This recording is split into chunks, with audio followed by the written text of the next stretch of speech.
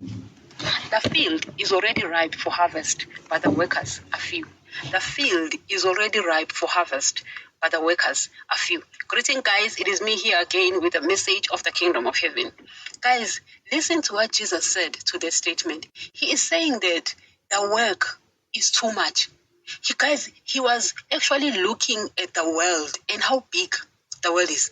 He says we continue or we finish the work that was started by someone else, meaning himself. I mean, guys, think about this for a second. Jesus is starting something and handpicks the 12.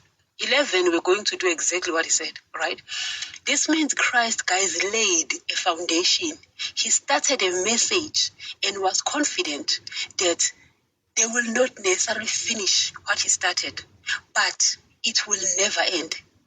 That guy leaves planet Earth and go to heaven and sit there and oversees this message here on earth and checks if we are preaching exactly what he preached. Guys, how do you mess up something that you don't even have to add to? I mean, like, really, if right now you're telling me a message and you write it down, guys, it's even worse. Here, guys, Jesus' word is written down. I don't know if you understand this. Jesus' word, guys, is written down. How do pastors now mess it up? I don't understand. How do they then come up with a message of money, with a message of earthly blessings, with a message of prosperity, with a message of riches? How do you mess up something like that? Something that you don't have to add to.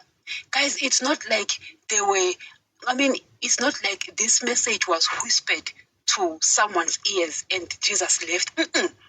I would understand, guys, I would really understand. But it's written for everyone, every household. Everyone has the Bible if they want it. Those who don't have it because they don't want it. It's simple as that. But how do pastors mess up something that is already written down, guys? We have to read what is written and then tell it to people. How do you mess that up? How do you read, do not love the things of the world? Go and preach the message of the kingdom of heaven. And then you stand and you say, Christ is giving you riches. Christ is giving you earthly blessings. Christ is giving you money. Guys, I don't understand. Maybe I would understand with money because money is a need. You understand? So it's difficult for people to understand how much they can go into running after money. But it's simple, guys. Jesus wants us to live for need. If you read the Gospel of Matthew, he speaks about needs. When he speaks about the Beatitudes, tells us that he will give us needs. You understand?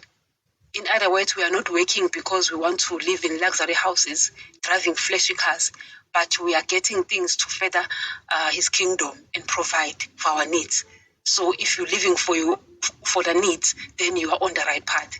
So I understand if they mistaken that. But riches, guys, I mean, that's being totally crazy. Prosperity, really? How? Earthly blessings. The guy tells us that our blessings are reserved in heaven. He even tells us, guys, he even shows John the new Jerusalem, the new earth. He does it also to people in every generation in order to make sure that this message of his doesn't get lost. Yet, guys, how do pastors mess that thing up? I'm trying to understand. How do you mess up something that is written down? As I've been saying, if Jesus whispered into someone's ears, obviously the message would get lost. But how do you mess up something that is written down? The guy made sure that the message is written down. Go and preach about the kingdom of heaven. It's clear, it's specific. How do you mess that up? I don't get it. Even worse, how do you mess the message of God? The message that was started by God, how do you mess that up? Guys, Jesus is a God, and he commands us to walk in his footsteps. Yes, I understand, guys, walking in that man's footsteps. Guys, like, really, like, seriously. Do you know, guys, what that means? This means Christ is asking us to walk in his shoes. He's asking us to walk in his shoes after taking his blood. I know those shoes are too big, yes. But guess what? He's trusted that the message will not come from me to the world. He trusted that the message will not come from you to the world. That's what he trusted. That's why he gave us this mandate to walk in his shoes, because he didn't want me to preach my own message. I mean, if that was the case, guys, he wouldn't, because he doesn't trust me. He doesn't trust you. He trusts himself. That's why he wrote it down, because he only trusts himself. Guys, how do you mess it up? How do pastors really mess something like this up? It perplexes me. I'm perplexed. Guys, he didn't trust me or you. He trusted himself. Have you ever heard of the saying, if you want something done perfectly, you do it yourself? Exactly. That's why Daddy had to send Jesus down here, because Jesus has always been God's word. Guys, Jesus has always been the word in the beginning. That's the guy who is trusted, not me. Adam messed it up. Pastors are messing it up as well. But Jesus wrote down. At least with Adam, it wasn't written down. You can say, oh, well, I forgive Adam. Guys, it wasn't written down. He didn't miss something that was written. He was told. It was whispered. But pastors, guys. I mean, the guy was killed here on earth. He swore to never come back here again. Guys, we banged the guy. We decided to kill him. And he decided to never come back, to just stand there by the sky. And then he'll tell his own to come. The embarrassment on our part, the embarrassment. He says the workers are few. I never understood that before, but now, guys, I do. If I look at the message that the pastors are preaching, guys, there are so many pastors. So many pastors.